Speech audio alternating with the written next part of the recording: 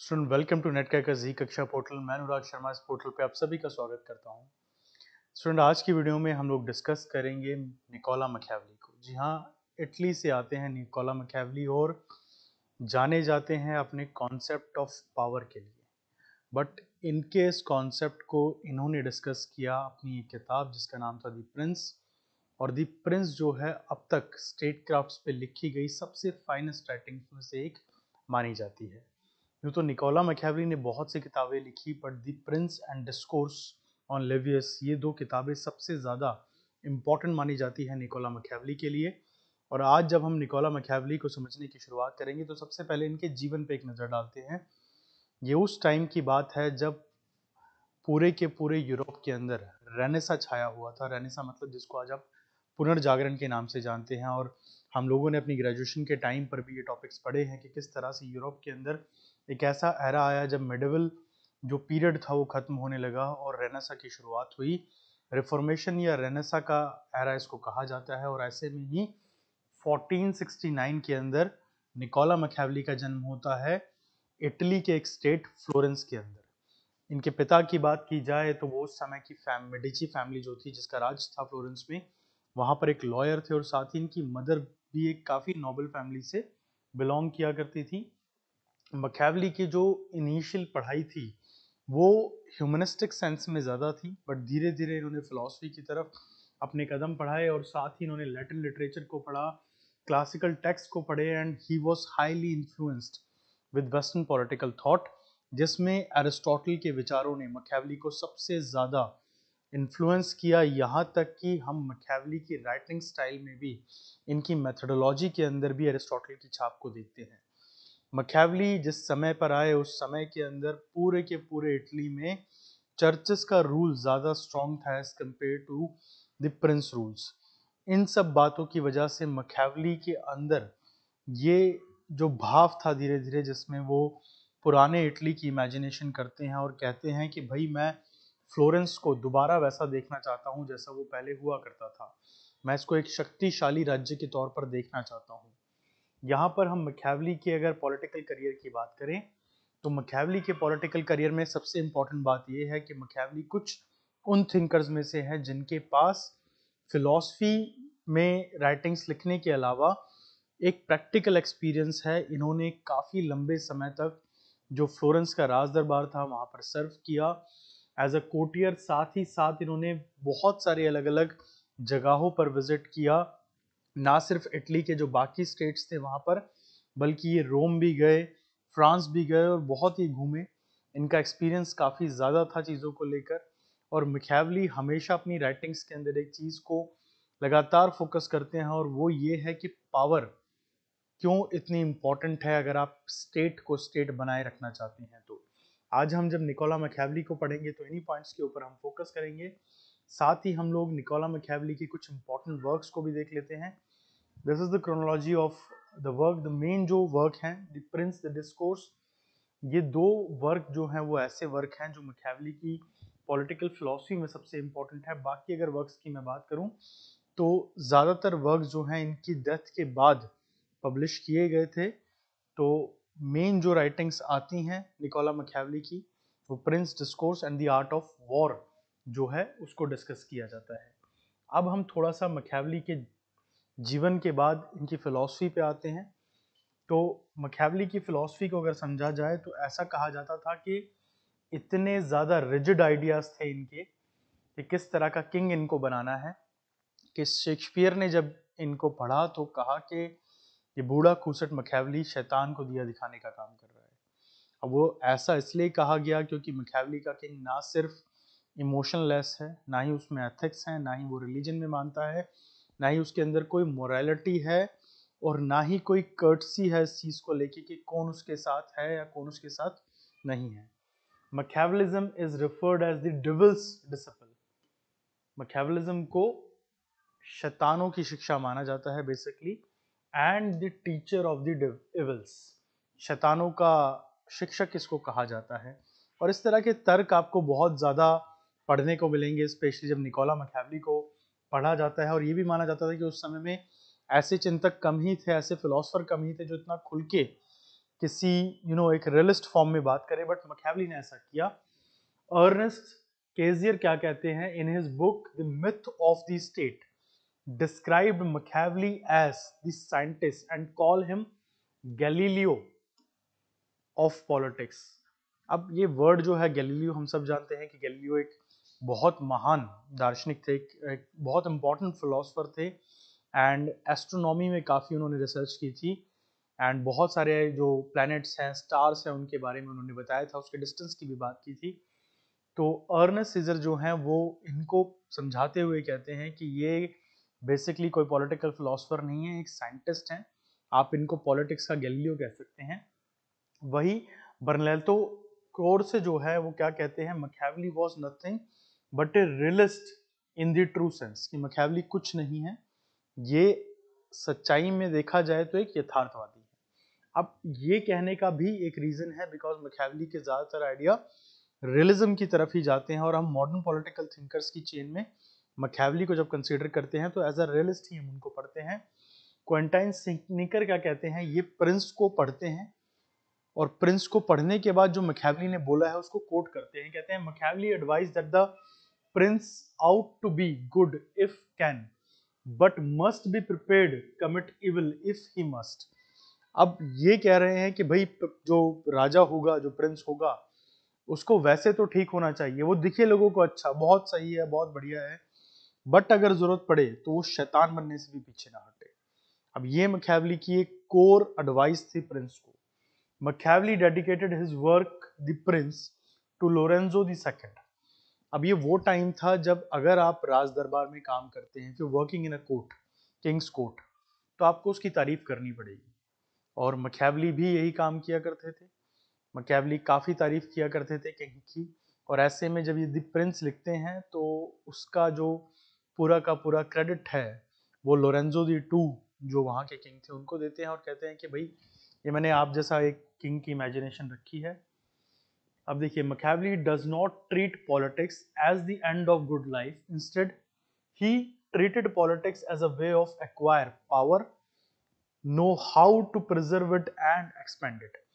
Machiavelli के जो विचार हैं, विचारधारा है, फिलॉसफी जो है मैकियावेली की, वो इस बात के ऊपर केंद्रित नहीं है कि आपका जीवन कैसे अच्छा हो सकता है, पर इस बात पर केंद्रित है कि सत्ता में कैसे बना रहे, शक्ति को कैसे ग्रहण किया जाए, शक्ति में बने कैसे रहा जाए, और उसको बढ़ाया कैसे जा सके।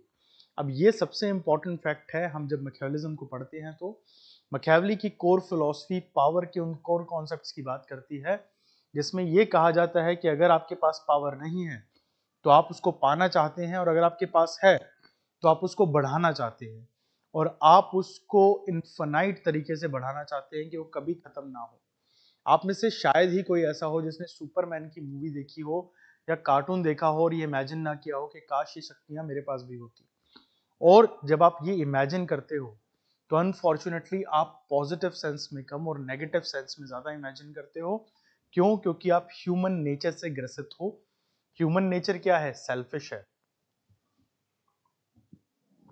यही हमारा सेकंड पॉइंट है, ह्यूमन नेचर। अब मैकियावेली जहां एक तरफ पावर को सेंटर में रखते हैं, दूसरी तरफ जो एक बेस प्रिंसिपल है माइट इज राइट, उसके ऊपर भी फोकस करते हैं। वो कहते हैं कि आज जो स्थिति है फ्लोरेंस की, जो कंडीशंस में फ्लोरेंस है and the rest of the world जिस कंडीशन में है, उसको समझना जरूरी है। मैकियावेली के टाइम पर अलेक्जेंडर फोर और सीजर का टाइम था, बट अलेक्जेंडर इनसे पहले बहुत पहले आ चुके थे, और ये प्लेटो और एरिस्टोटल को पढ़ के आए थे। तो क्या कहते हैं कि ह्यूमन नेचर जो है वो रीजन है उन सभी प्रॉब्लम्स का जो आज उसके सामने है। ठीक है, ह्यूमन ही अपनी सारी प्रॉब्लम्स को पैदा करता है और उनसे लड़ता ही रहता है अपनी पूरी जिंदगी में। अब इसको आप इस तरह से समझ सकते हो कि कोई ये कहे कि भाई मैं गधों की तरह सारे दिन काम करता हूँ, पागलों की तरह लगा रहता हूँ, ठीक है, तो कोई पूछेगा भाई क्यों, तू ऐसा क्यों करता है? सो पर्सन रिप्लाई कि भाई मैं ज्यादा से ज्यादा कमाना चाहता हूँ। तो कोई पूछेगा किस लिए कमाना चाहता है, तो वो कहेगा कि भाई मुझे इसलिए कमाना है कि मुझे बड़ी गाड़ी खरीदनी है, बड़ा घर खरीदना है, बैंक बैलेंस, जमीनें खरीदनी है, एक्सेट्रा एक्सेट्रा। तो जिस पर्सन को ये बातें बता रहा है वो कहेगा कि भाई अगर ये सब तुझे खरीदना है तो हार्डवर्क भी तो तुझे ही करना पड़ेगा। अब यहाँ ऐसे लोग भी हैं जो दिन का 500 कमाते हैं, खाना खाते हैं, रात को सो जाते हैं, उनको कोई फर्क नहीं पड़ता कि उनको फ्यूचर में क्या करना है। तो मैकियावेली कहते हैं इंडिविजुअल जो है, मनुष्य व्यक्ति, अकेला व्यक्ति जो है, उसकी लाइफ में जितनी भी चीजें प्रॉब्लम्स के नाम पर हैं, वो सारी उसकी खुद की ग्रीडी डिजायर का रिजल्ट है। आपके अंदर जो लालच है उसका रिजल्ट है वो सब चीजें। अदरवाइज तो दुनिया में बहुत कुछ है। महात्मा गांधी ने ये कोट किया था फॉर द नेचर, बट हम इसको ह्यूमन नेचर से भी समझ सकते हैं। उन्होंने कहा था we have everything for our need but there is nothing for our greed. हमारे पास हमारी जरूरतों के लिए सब कुछ है, पर हमारे लालच के लिए सब कुछ कम पड़ जाएगा। इन शॉर्ट इसका मतलब ये था। मैकियावेली यही कहते हैं। और क्या कहते हैं कि human is selfish and opportunist by nature, कि मनुष्य स्वभाव से क्या है, एक तो स्वार्थी है और दूसरा वो अवसरवादी है, जहां मौका मिलता है वहां काम कर लेता है। Man want to protect himself but lack of strength to protect, he rely on the state to seek security. अब सीधे तौर पर मैकियावेली कहते हैं कि आप राज्य में रह रहे हो तो आप एहसान नहीं कर रहे हो राज्य के ऊपर कोई, आप खुद को सुरक्षित देखना चाहते हो, और क्योंकि आप खुद से स्वयं की रक्षा नहीं कर सकते, you are not able to protect yourself, इसीलिए आप राज्य के अंदर हो, that's why you are in state. ठीक है, अगर आप खुद से खुद की रक्षा कर सकते तो आपको स्टेट की कोई जरूरत नहीं थी, जाके जंगल में रह लो आराम से। बट क्योंकि आप खुद की प्रोटेक्शन नहीं कर सकते हो, दैट्स व्हाई आप स्टेट में रहते हो, स्टेट के अंदर शेल्टर लेते हो। तो ये कहना कि भाई हम राज्य में हैं तो राज्य पे एहसान कर रहे हैं, ऐसा कुछ नहीं है। इन शॉर्ट मैकियावेली ये बताना चाहते हैं कि स्टेट पावरफुल क्यों होना चाहिए। क्यों? क्योंकि उसका काम है लोगों की प्रोटेक्शन करना। अब ये दो तरफ से समझने का इंपॉर्टेंट है। इंडिविजुअल बिना स्टेट के नहीं रह सकता, और स्टेट इसलिए है ताकि इंडिविजुअल की रक्षा कर सके। अब यहां पर आते हैं मैकियावेली के ह्यूमन नेचर को लेके ये कोर पॉइंट को। क्या बोलते हैं Machiavelli? Man sooner forgot the death of his father than the loss of his patrimony, कि भाई जो व्यक्ति है वो अपने बाप की मृत्यु को भी जल्दी भूल जाएगा, पर अगर आपने उसकी जमीनें छीन ली, उसका पोजेशन छीन लिया, तो वो बात वो कभी नहीं भूलेगा। अब वो ऐसा क्यों कह रहे हैं? क्योंकि मैकियावेली ये मानते हैं कि सारी प्रॉब्लम्स की जड़ मनुष्य का स्वभाव ही है, और by nature humans are selfish, they are greedy. अब आते हैं एक अलग पॉइंट की तरफ, थोड़ा सा मैं इसको समझा देता हूं आपको। मैकियावेली जब ह्यूमन नेचर की बात कर रहे हैं तो उसके अंदर बहुत सारे एलिमेंट्स को इंट्रोड्यूस करके चल रहे हैं, बट मैकियावेली का ह्यूमन नेचर जो है वो इस चीज के ऊपर भी फोकस करता है कि ह्यूमंस की दो सबसे बड़ी नीड क्या है। स्टूडेंट, अब मैकियावेली के ह्यूमन नेचर के अंदर कुछ और पॉइंट्स को हम लोग समझ लेते हैं। सबसे पहली बात तो ये कि मैकियावेली दो चीज़ों को कंसिडर करते हैं। अब यहाँ पर ना एक चीज़ आपको नज़र आएगी, जब हम लोग बेंथम को और जेएस मिल को पढ़ेंगे तो यूटिलिटेरियन थिंकर्स जो हैं वो बात करते हैं प्लेजर और पेन की। इसी तरीके से मैकियावेली और हॉब्स दोनों ही थिंकर्स जो हैं वो एक आइडिया जो कि बहुत पुराने से चलता आया है, मैंने एरिस्टोटल को जब डिस्कस किया था तभी हमने बात की थी हेडोनिज्म के कॉन्सेप्ट, हेलिकन कॉन्सेप्ट्स, जहाँ खुशी जो है उसका बहुत महत्व है। तो खुशी और दुख दो चीजें हैं जो आपको मोटिवेट करती हैं। ऐसा ही कहते हैं मैकियावेली कि humans are dominated by two motives. दो मोटिव्स हैं, एक है लव और एक है फियर। डर में इंसान कुछ भी कर जाएगा और प्यार में भी कुछ भी कर जाएगा। पुरानी हिंदी फिल्मों में होता था ना कि विलन का कोई साथ दे रहा होता था और लास्ट में वो कहता है कि अरे मैं डर गया था, इसने धमकी दी थी कि मेरे परिवार को मार देगा। तो परिवार को मार देगा ये डर था, और परिवार से प्यार भी था। तो लव एंड फियर दोनों आपको डोमिनेट करते हैं, मोटिवेट करते हैं। क्या कहते हैं? Men are selfish and there is no inherited quality and goodness in man, कि जो मनुष्य है वो डरपोक है और कोई इनहेरिटेड क्वालिटी या अच्छाई मनुष्य के अंदर नहीं है। अब मैकियावेली की फिलॉसफी में ह्यूमन नेचर को इतना ज्यादा क्रिटिसाइज करने का एक बड़ा पर्पस है। उस पर्पस का बेस ये है कि मैकियावेली मानते हैं कि अगर ह्यूमन नेचर सही में अच्छा होता तो शायद स्टेट की स्टैब्लिशमेंट की जरूरत ही नहीं पड़ती, और अगर स्टेट स्टैब्लिश होने के बाद भी ये क्योस, ये अनार्कियल सिचुएशन बनी हुई है, तो उसका एक बड़ा रीजन ये है कि इंसान सेटिस्फेक्शन को ढूंढने में बिलीव नहीं करता, वो हमेशा अनसेटिस्फाइड ही रहता है हर चीज के साथ, और ये सब हमेशा से होता रहा है और आज भी है। हम किसी चीज में सेटिस्फाइड नहीं है अपनी लाइफ में, कोई भी ऐसा स्फेयर जो है लाइफ का वो हमारे लिए सेटिस्फाइड नहीं है। अब हम लोगों ने पढ़ाई कर ली है, पढ़ाई करने के बाद भी सेटिस्फाइड नहीं है। जो बच्चे नहीं पढ़ते हैं वो भी अनसेटिस्फाइड है। कई लोग जिनकी बहुत अच्छी जॉब है वो वहां सेटिस्फाइड नहीं है। तो अनसेटिस्फेक्शन का जो इशू है इंसान का, वो एक्चुअली उसके सेल्फिशनेस से ही जुड़ा हुआ है, और मैकियावेली इसलिए इसको ज्यादा कंसीडर करते हैं। अब यहाँ पर इस टॉपिक को जब हम डिस्कस करेंगे तो यहाँ सबसे पहले एक कॉन्सेप्ट जो है हमारा, मैं उसके ऊपर बात कर लेता हूँ। हमने अब तक मैकियावेली के साथ उन बेस आइडियाज को समझ लिया जिससे उनकी फिलॉसफी शेप लेती है, चाहे वो ह्यूमन नेचर की बात की जाए या बेसिकली वो जो आइडियाज देखे चल रहे हैं कि किस तरीके से ह्यूमन नेचर डोमिनेट करता है बाकी चीजों को। अब हम मैकियावेली के कुछ और आइडियाज की तरफ बढ़ेंगे, और इसमें एक इंपॉर्टेंट आइडिया जो है वो है नेशन स्टेट।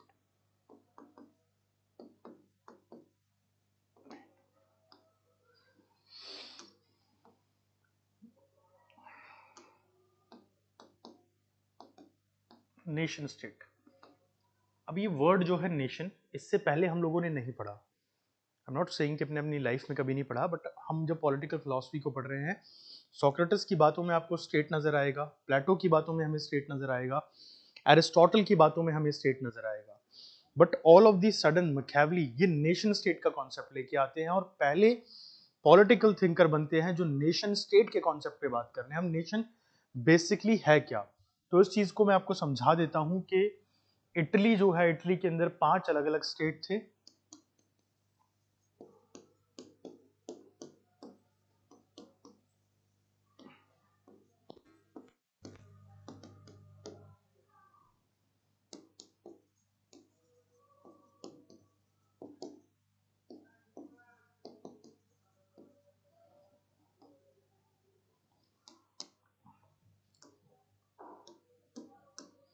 और ये 5 स्टेट कौन कौन से थे?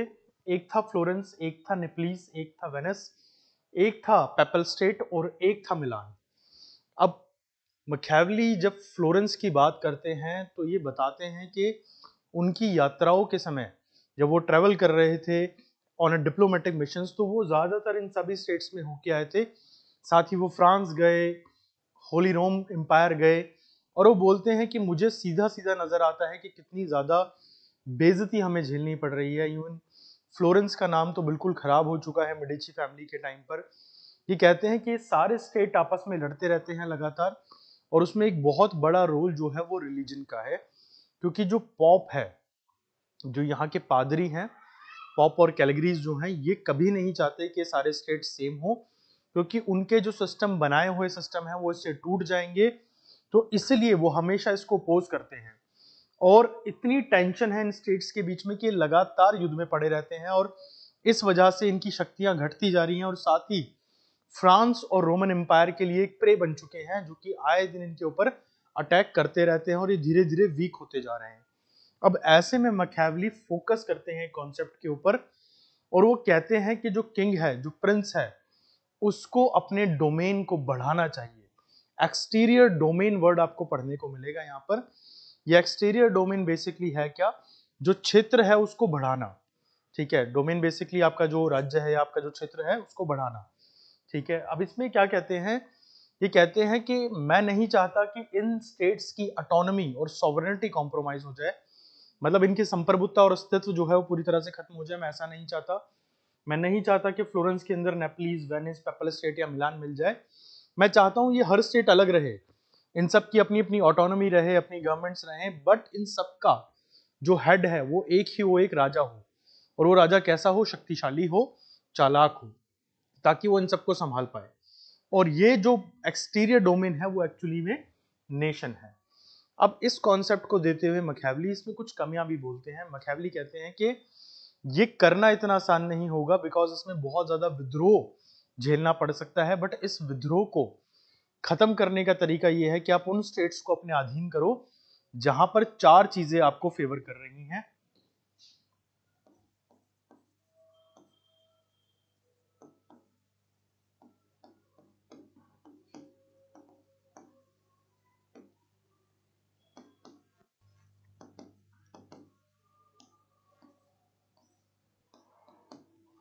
4 चीजें कौन सी हैं? Language, culture, history and religion. अगर कोई स्टेट ऐसा है जहां आप ही जैसी लैंग्वेज बोली जा रही है, आप ही जैसा इतिहास है, आप ही जैसा धर्म वो मानते हैं और उनका कल्चर भी आप जैसा है, तो उन स्टेट्स को एक्वायर करना आसान रहेगा।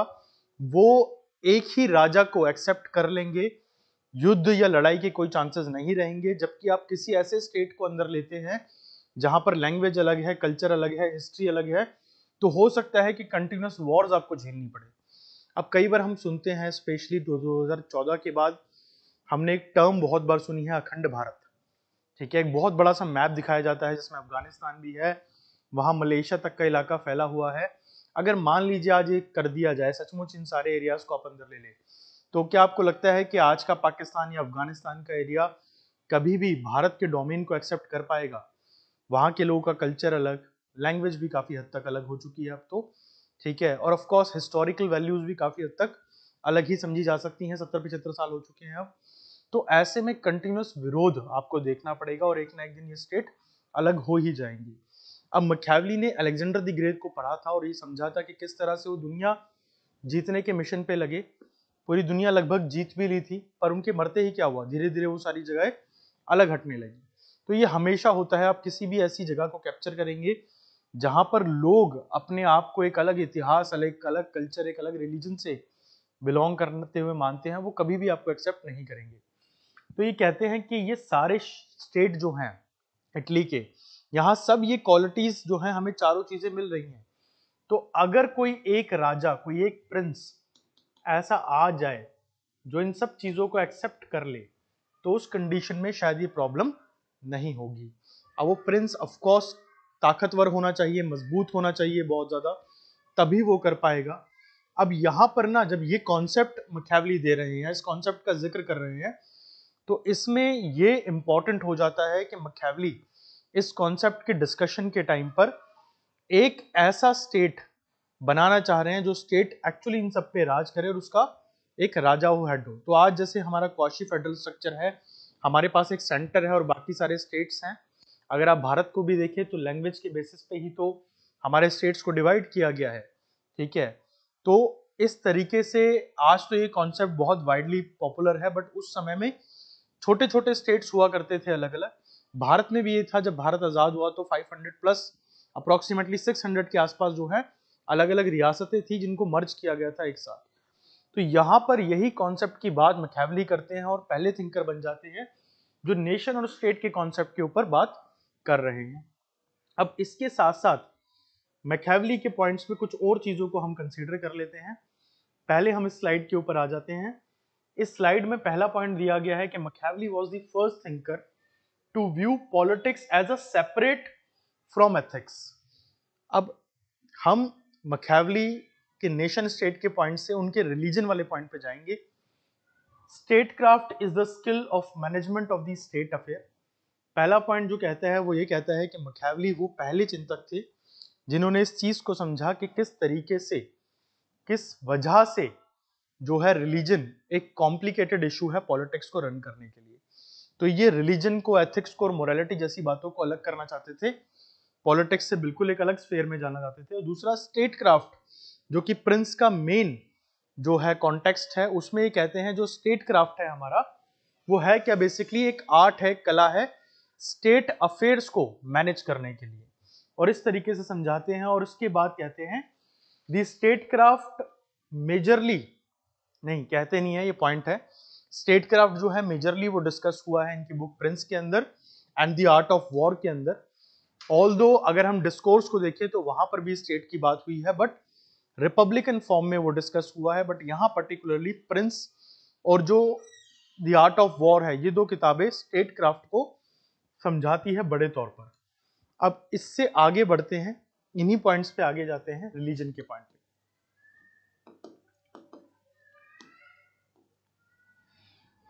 अब धर्म एक ऐसी चीज है जो हम सबसे जुड़ी हुई है। अगर हम पूरी दुनिया का इतिहास देखें तो हर सिविलाइजेशन में कुछ गॉड्स रहे हैं जिनको लोग पूजते रहे हैं, चाहे वो मिस्र की सिविलाइजेशन हो, इंडस वैली हो, या कहीं पर भी सिविलाइजेशन बनी, पेड़ पौधों को पूजा गया है, आसमान को पूजा गया है, मगरमच्छों को पूजा गया है।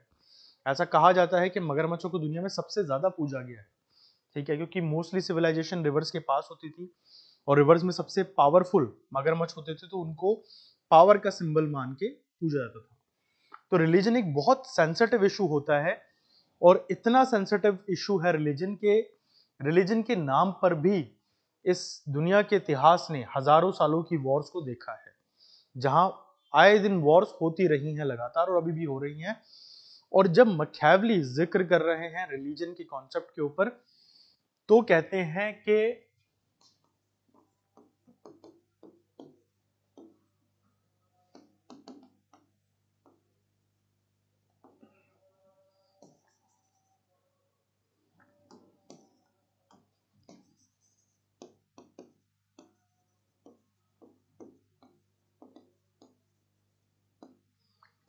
The medieval era is the darkest ever era in the human history. मध्यकालीन युग मानव इतिहास का सबसे अंधकार में युग है। ऐसा क्यों कहते हैं निकोला मैकियावेली? क्योंकि वो समय था जिस समय चर्चेस का बोलबाला बहुत ज्यादा हो गया था। डिवाइन थ्योरी ऑफ स्टेट की बात होती थी, जिसको आप लोग देवीय सिद्धांत बोलते हैं राज्य के बनने का, कि भगवान ने सबको बनाया और जो सबसे प्यारा जानवर था इंसान के तौर पर उसको बनाया गया, सबसे प्यारा क्रीचर जो था, एक तरह से इंसान सबसे प्यारा है भगवान को, और इंसान को अधिकार है कि वो कैसे भी जिए, किसी की भी जान ले ले, इस तरह की बातें की जाती हैं।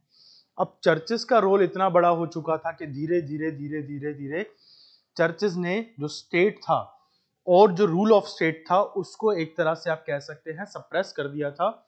चर्चेस टैक्स वसूल करने लगे थे, अपने बड़े बड़े स्टेट्स बनाने लगे थे, साथ ही चर्चेस जो थे ऑपरेसिव फॉर्म में आ गए थे, एक्सप्लॉइट करने लगे थे।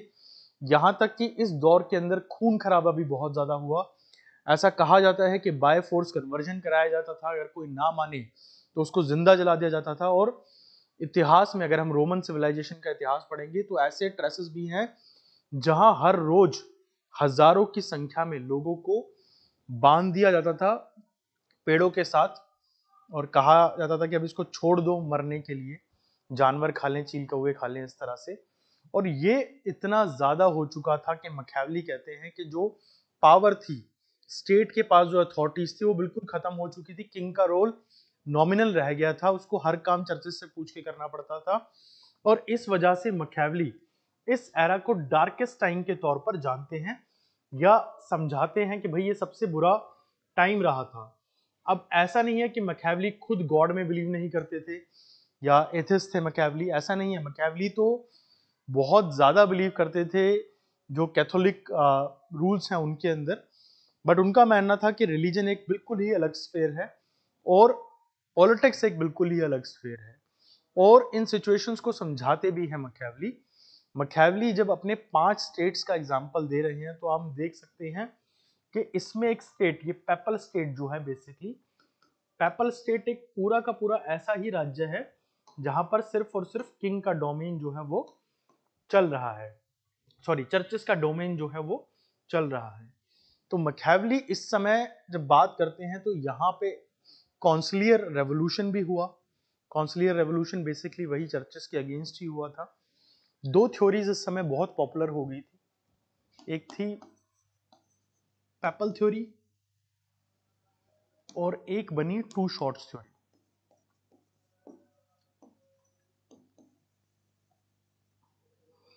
पेपल थ्योरी को बेसिकली हम कह सकते हैं पॉप का सिद्धांत या पादरी का सिद्धांत।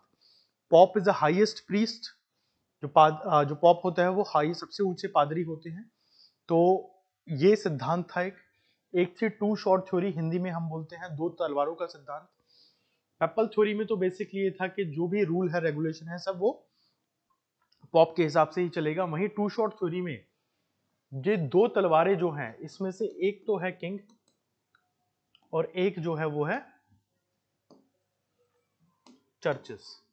एक तो हो गया राजा और एक हो गए चर्चेस, और इनके बीच में जो टकराव था उसकी बात होती है। और ये एक बड़ा लंबा दौर चला जब ये टकराव देखने को मिला, और इस वजह से कहते हैं कि ये डार्केस्ट एरा है, मिडिवल एरा को ये समझाते हैं। ऑल्दो मैकियावेली की जो जन्म का समय है वो तब है जब ये डिक्लाइन पे आ चुका है और खत्म हो रहा है मिडिवल एरा, ठीक है, और यहाँ शुरुआत हो रही है मॉडर्न एरा की, धीरे धीरे शुरुआत हो रही है, रेनेसा चल रहा है, पुनर्जागरण, रिफॉर्मेशंस हो रहे हैं, बदलाव हो रहे हैं। बट मैकियावेली डार्केस्ट एरा इसलिए बोलते हैं क्योंकि बताते हैं कि क्या इश्यूज आ गए हैं। तो इसीलिए ये किंग को क्या एडवाइस देते हैं। अब यहां पर किंग की एडवाइस सुनते हैं हम। ये कहते हैं कि पॉलिटिक्स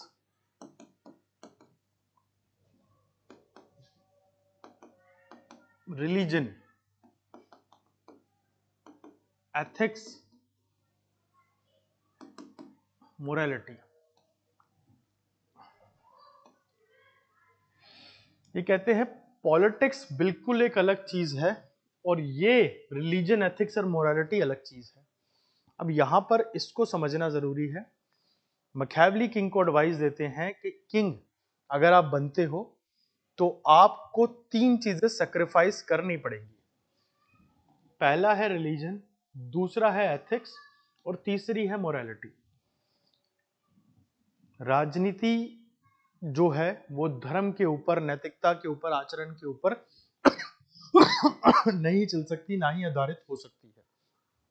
उदाहरण के तौर पर मान लीजिए किंग के पास कोई ऐसा केस आता है कि भाई एक व्यक्ति को पकड़ा गया है जो रोटी चुरा रहा था, ठीक है, और ये बहुत दिनों से भूखा था, इसका परिवार भी भूखा था, तो बताइए इसको क्या सजा दी जाए। तो आई थिंक अगर आप भी किंग होंगे, आपकी मेंटेलिटी के पॉइंट ऑफ व्यू से अगर मैं बोलूं आज के समय में, तो आप कहेंगे यार रोटी चुरा रहा था, कुछ नहीं होता, उसका परिवार भूखा था, छोड़ दो। बट अगर आप ऐसा करते हैं तो आप एक एग्जाम्पल क्रिएट कर रहे हैं पूरी सोसाइटी में कि अगर कोई रोटी चुराते हुए पकड़ा जाता है तो उसको छोड़ा जा सकता है, और जो व्यक्ति रोटी चुराता है वो कल को कुछ और भी चुरा सकता है। तो ऐसे में मैकियावेली कहते हैं कि आपको मोरालिटी में, नैतिकता में भी 2 मोरालिटी होती हैं, एक है प्राइवेट और एक है पब्लिक। तो जो प्राइवेट मोरालिटी है वो कहती है कि भैया छोड़ दिया जाए, जो आपकी व्यक्तिगत पर्सनल मोरालिटी है, ठीक है, जो आपकी नैतिकता है, व्यक्तिगत नैतिकता, वो क्या कहती है, छोड़ दो। पर पब्लिक क्या कहती है कि सजा दो, और ऐसी दो के एग्जाम्पल क्रिएट हो जाए। क्यों? क्योंकि चोरी तो चोरी है, आप आज रोटी चुरा रहे हो, कल को कुछ और चुराओगे, तो इसलिए इसको भी सजाए मौत दी जाए।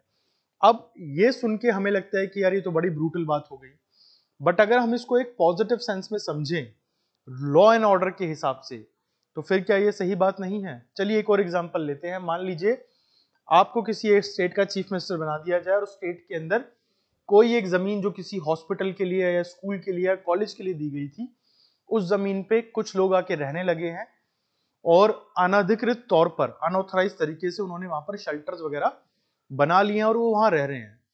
अब उनके नंबर हजारों में है, उनके छोटे छोटे बच्चे भी हैं, बारिश का समय आ गया है और आपको ऑर्डर दिया जाता है कि भैया अब आपको यहां से हटाइए, यहां पर कंस्ट्रक्शन का काम स्टार्ट होगा। तो आपकी प्राइवेट मोरालिटी क्या कहेगी कि यार ये बारिश में कहां जाएंगे, छोटे छोटे बच्चे हैं, सर्दी का मौसम आने वाला है, यहीं रहने दो। बट क्या एज अ चीफ मिनिस्टर आपकी प्राइवेट मोरालिटी जस्टिफाई करेगी उस लॉ एंड ऑर्डर को, सिस्टम को जो स्टेट में है? नहीं करेगी। तो आप ऐसे में क्या कहेंगे, इनको हटाओ, हमने इनको यहाँ रहने के लिए नहीं कहा था और इनकी प्रॉब्लम्स हमारी प्रॉब्लम्स नहीं है, हमारी जमीन है, अनऑथराइज कब्जा है, इनको हटाया जाए। तो ऐसे जब आप करेंगे तो लोग भले ही आपको ब्रूटल कहें, गलत कहें, पर आप एक्चुअली क्या कर रहे हैं, पब्लिक मोरालिटी को फुलफिल कर रहे हैं। इसीलिए ये किंग को कहते हैं कि आपको हमेशा पब्लिक मोरालिटी का ध्यान रखना है, आपकी कोई पर्सनल मोरालिटी नहीं होगी। एथिक्स, ये कहते हैं किंग को कि इस बात की कोई जरूरत नहीं है ऐसा सोचने की कि किसी ने मेरे साथ अच्छा किया है तो मैं भी उसके साथ अच्छा करूं, क्योंकि अगर कोई भी चीज आपके शासन के आड़े आ रही है, आपके रूल के अंदर कोई भी एक तरह से रिस्ट्रिक्शन क्रिएट हो रहा है, तो आप उसको हटा दो। यहां पे बोलते हैं किंग के लिए, ध्यान से सुनिएगा और लिख भी लीजिएगा, कहते हैं कि king must prepare for the war every time, राजा को हर समय युद्ध के लिए तैयार रहना चाहिए। Politics is a dangerous game, politics is a dangerous game, so king must prepare its own army of assassination to protect himself. कि जो राजनीति है वो एक खतरनाक खेल है और राजा को अपनी खुद की एक फौज बनानी चाहिए जिसमें हत्यारे हों और उसके इशारे पे हत्या कर सके किसी की। अब देखिए ये सब सुनते हैं हम, तो अगर आपने अर्थशास्त्र पढ़ा है तो अर्थशास्त्र के अंदर यही एडवाइस चाणक्य ने दी थी चंद्रगुप्त मौर्य को और कहा था कि तुम कुछ ऐसे लोग इकट्ठे करो जो तुम्हारे इशारे पे किसी को भी मारने के लिए तैयार हो, नो मैटर कोई भी हो, चाहे मैं ही क्यों ना हूं। और ये होता भी था। विष कन्या का कॉन्सेप्ट और आग लगा देना घरों में, इस तरह की चीजें बहुत होती थी कि घरों में आग लगा दी और बोल दिया कि भाई लग गई होगी दिए से और हमें नहीं पता क्या हुआ। तो जो भी चंद्रगुप्त मौर्य के खिलाफ कोई साजिश करता था या बोलता था उसके साथ ऐसे ही होता था। सेम एडवाइस निकोला मैकियावेली दे रहे हैं किंग को। तो कहते हैं एथिक्स गए भाड़ में, तुम अपना जो है राज चलाओ और दैट्स ऑल। रिलीजन के लिए क्या कहते हैं कि किंग का कोई धर्म नहीं होता, there is no religion for the king, but king must believe in every religion. अब ये पॉइंट क्या है कि भाई राजा का तो कोई धर्म नहीं है, पर यह जरूरी है कि राजा हर धर्म में विश्वास रखे। ये कहते हैं कि आपको सबसे पहली बात तो यह है कि आपको सेकुलर बन के रहना है। कि किंग कैसे रहेगा जी? सेकुलर रहेगा, धर्मनिरपेक्ष रहेगा। उसको कोई फर्क नहीं पड़ता कि भाई किसी का क्या धर्म है, उसका एक ही काम है कि सबको प्रोटेक्ट करे, सबकी हिफाजत करे, दैट्स ऑल। तो किंग सेकुलर रहेगा, वो किसी धर्म में नहीं मानेगा, पर जब भी जरूरत पड़ेगी वो धर्म का इस्तेमाल करेगा अपनी राजनीति चलाने के लिए। और ये आज भी होता है 21वीं शताब्दी में भी कि धर्म का इस्तेमाल सबसे ज्यादा होता है पॉलिटिक्स के अंदर। और चाहे वो कोई भी पॉलिटिकल पार्टी हो, चाहे राइट विंग हो चाहे लेफ्ट विंग हो, आपको हर जगह दिखेगा कि धर्म का इस्तेमाल तो किया ही जाता है, बढ़ चढ़ के किया जाता है। और ये उस समय भी हुआ करता था। तो किंग को एडवाइस देते हैं कि भले ही तुम मानो या ना मानो, पर तुम धर्म का इस्तेमाल करो। क्यों? क्योंकि धर्म एक ऐसा फैक्टर है जो लोगों को सबसे ज्यादा मोटिवेट करता है। और यहीं से मैकियावेली वो पहले थिंकर बनते हैं who introduce concept of secularism in state. Machiavelli वो पहले थिंकर बनते हैं जो कि धर्मनिरपेक्षता के सिद्धांत को राज्य के सिद्धांत में ऐड कर देते हैं, स्टेट क्राफ्ट में ऐड करते हैं, सेकुलरिज्म को इंट्रोड्यूस करते हैं ये जो स्टेट क्राफ्ट है उसके अंदर। अब यही जो आइडियाज हैं आगे चल के सेकुलर स्टेट्स को क्रिएट करते हैं। अगर आप भारत का प्रेम्बल भी पढ़ेंगे तो उसमें सेकुलरिज्म वर्ड जो है क्लियरली मेंशन किया गया है कि धर्मनिरपेक्ष हम राज्य हैं। जबकि ऐसे बहुत से देश हैं जो कि अपने आप को किसी एक विशेष धर्म से जुड़ा हुआ मानते हैं, पर भारत का अगर आप कॉन्सेप्ट पढ़ेंगे पूरा का पूरा, स्पेशली कॉन्स्टिट्यूशन, तो आपको नजर आएगा कि भारत एक सेकुलरिज्म के मॉडल को फॉलो करता है। तो इस तरीके से ये किंग को एडवाइस देते हैं और उस एडवाइस से पर्पस क्या है कि किंग की जो पॉलिटिक्स है वो हमेशा क्या रहे? पावर में बनी रहे। तो ये एक बहुत इंपॉर्टेंट कॉन्सेप्ट है मैकियावेली के साथ कि क्यों मैकियावेली ऐसा करके जाते हैं। दोबारा से मैं एक बार इसको रिपीट कर देता हूं। सबसे पहले मोरालिटी को दो हिस्सों में बांटते हैं, प्राइवेट एंड पब्लिक। और क्या कहते हैं कि हमेशा पब्लिक मोरालिटी को फॉलो करो। एथिक्स के लिए कहते हैं कि भाई कोई एथिक्स नहीं होता, खुद की आर्मी मेंटेन करो, अगर कोई तुम्हारे खिलाफ कुछ कह रहा है तो मार के खत्म करो। रिलीजन के लिए क्या कहते हैं कि भले ही खुद मत मानो, और तुम्हें मानना भी नहीं है क्योंकि तुमने सेक्रीफाइस कर दिया है उसको राजा बनते ही, बट यहां पर तुम रिलीजन का इस्तेमाल करो। अब एक बड़ा चीज हमें समझ में आती है कि मैकियावेली पहले थिंकर हैं जो धर्म को लेकर, रिलीजन को लेकर खुलकर बोल रहे हैं। और मैकियावेली ने जिन प्रॉब्लम्स को गिनवाया है उनमें ये प्रॉब्लम भी बहुत। अब यहां पर मैकियावेली की फिलॉसफी के अंदर कुछ और पॉइंट्स की तरफ आगे बढ़ते हैं। तो सबसे पहले हम लोग कुछ कमेंट्रीज देख लेते हैं जो मैकियावेली के ऊपर की गई। डनिंग क्या कहते हैं? डनिंग कहते हैं Machiavelli stood on the border line between the middle age and the modern age as a chief exponent of school of thought. जी हाँ, बिल्कुल, मैकियावेली उस एरा में आते हैं जहां मिडिवल एरा खत्म हो रहा है और मॉडर्न एज स्टार्ट हो रही है। तो ये एकदम उसके लास्ट पॉइंट पे आते हैं। इसलिए बहुत सारे पॉलिटिकल थिंकर मैकियावेली को फर्स्ट मॉडर्न थिंकर भी कहते हैं। ऑल्दो इसमें एक थोड़ा सा कह सकते हैं कि कॉन्सेप्ट काफ़ी ज़्यादा डिस्कशन का मैटर है। कुछ लोग मानते हैं कि Thomas hob first modern thinker थे क्योंकि वो स्टेज स्टार्ट होने के बाद वो आए। तो जीन बुडीन को भी कुछ लोग इस चीज़ का क्रेडिट देते हैं बिकॉज सॉवरेनिटी के ऊपर जीन बुडीन ने काफ़ी कुछ बोला था। बट यहाँ पर मखैवली जब ये पॉइंट्स रख रहे हैं सारे और मखैवली की तारीफ हो रही है, तो साथ में मखैवली ने जो रिलीजन पे कहा था उसके लिए कहा गया है कि religion makes man weak and inactive. ये हमें द प्रिंस में पढ़ने को मिलता है। इसके बाद हम लोग अगर देखें तो क्या कहा गया, for the statecraft he also define meaning to the concept of sovereignty. संप्रभुता और सेकुलरिज्म, ये दो कॉन्सेप्ट में मखैवली का नाम आता है। And he regard as the first rationalist and the first realist in political theory. अब रैशनलिज्म का मतलब बेसिकली होता है ऐसा इंसान जो तर्क संगति में विश्वास रखता है, जो तर्क करता है किसी चीज पर, उस पर बात करना चाहता है। और दूसरी तरफ अगर मैं रियलिस्ट की बात करूं तो यथार्थवादी हैं। ऑल्दो जैसा मैंने पहले भी कहा था कि इंटरनेशनल रिलेशंस जब आप पढ़ेंगे तो थ्यूसिडाइडस का नाम आता है एंशिएंट फिलोसफर्स में, जो कि रियलिस्ट कहलाते हैं। मॉडर्न में आता है नाम हैंस मॉर्गनथो का। बट पॉलिटिकल थ्योरी में मखैवली के आइडियाज ने जिन चीजों को स्टेट क्राफ्ट में ऐड किया गया, इनको फर्स्ट रियलिस्ट और फर्स्ट रैशनलिस्ट का टैग कई सारे थिंकर्स देते हैं। वहीं अब सबाइन क्या कहते हैं इनके लिए?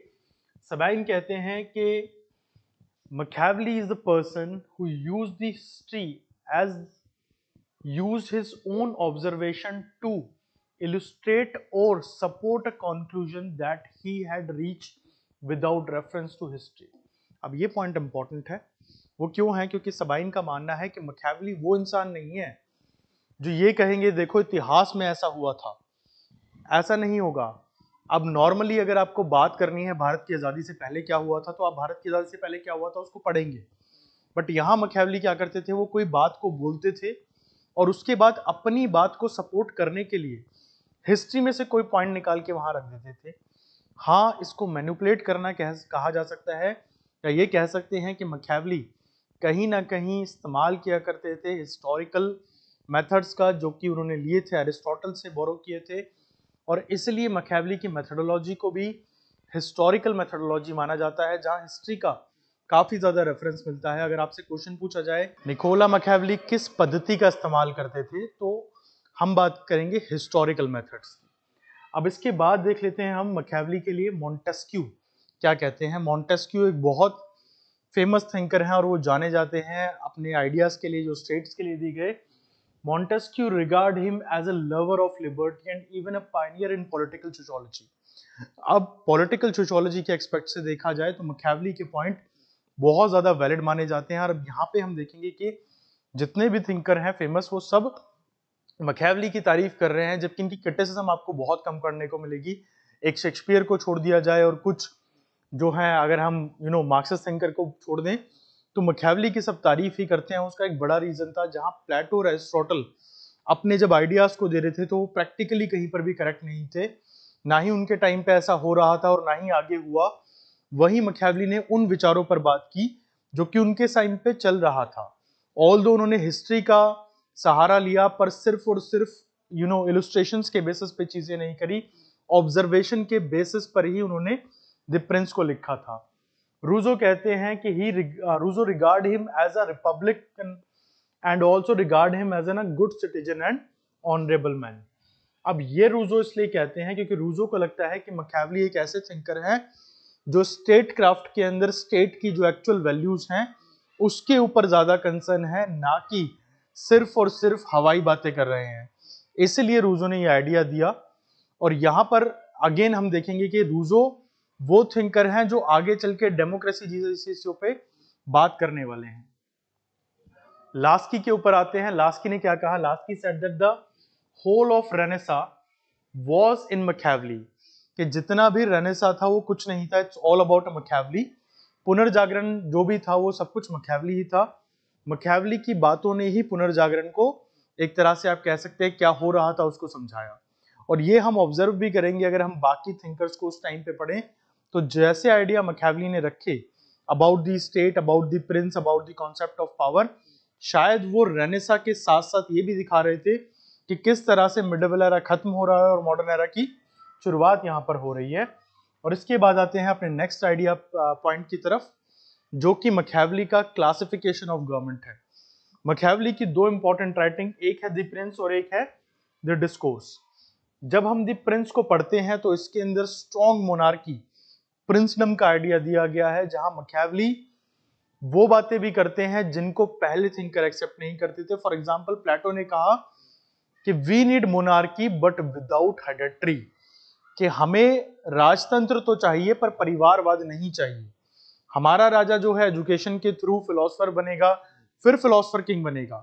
बट मैकियावेली क्या कहते हैं कि हमारा राजा किसी राज परिवार से ही आएगा, एलीट फैमिली से ही आएगा। क्यों?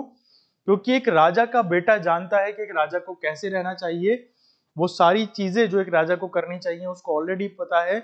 तो अगर कोई राज परिवार से आता है तो हाफ वर्क डन, आधा काम तो वैसे ही पूरा हो गया, बाकी उसकी एजुकेशन और एक्सपीरियंस से वो चीजें सीख जाएगा।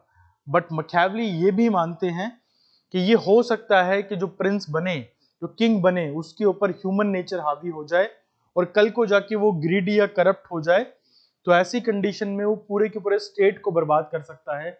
अब देखिए, अर्थशास्त्र से हम कंपेयर कर रहे हैं तो अर्थशास्त्र में चाणक्य ने धनानंद को हटा के चंद्रगुप्त मौर्य को सीट पे बैठाया था, और धनानंद भी एक रॉयल फैमिली से आता था, बट वो बहुत करप्ट था, बहुत ज्यादा कनिंग था, और यहां तक कि अपने ही स्टेट में, अपने ही स्टेट टेक्सास में करप्शन किया करता था, और उसको हटा के चंद्रगुप्त मौर्य को चाणक्य बैठाते हैं।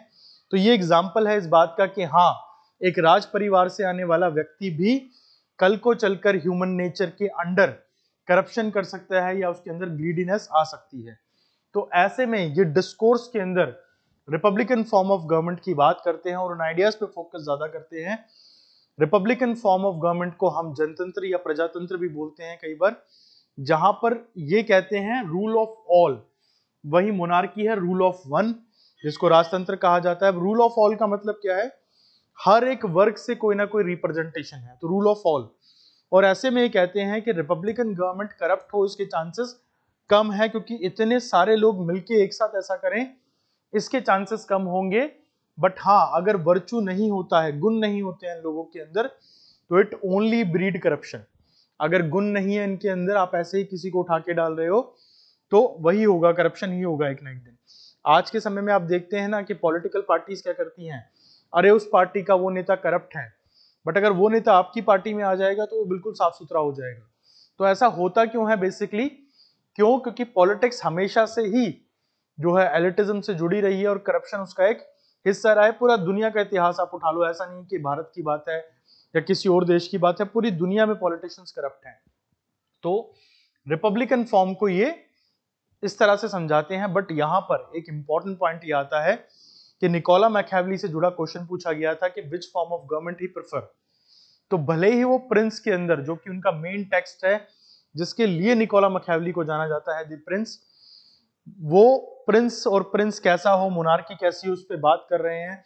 नेशन स्टेट के कॉन्सेप्ट में भी एक स्ट्रॉन्ग किंग की बात कर रहे हैं, but he prefer Republican government over monarchy.